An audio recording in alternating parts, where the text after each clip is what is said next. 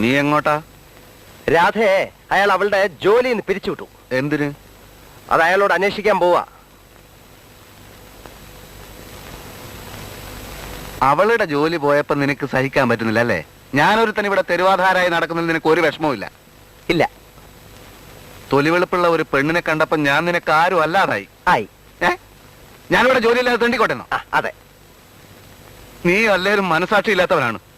ആണ് ദാസാ, ഞാൻ നിന്റെ ഒരു സുഹൃത്തായിരുന്നു. ആയിരുന്നു എന്ന് വെച്ചാ ഇപ്പോഴല്ലേ? അല്ല.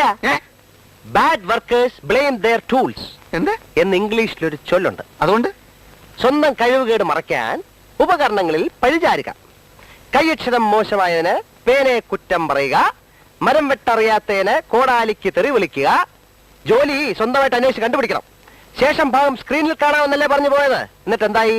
യൂട്യൂബ് ബ്രൂട്ടസ്, നീ എന്നെ തള്ളി പറയാണല്ലേ? എനിക്ക് മടുത്തട.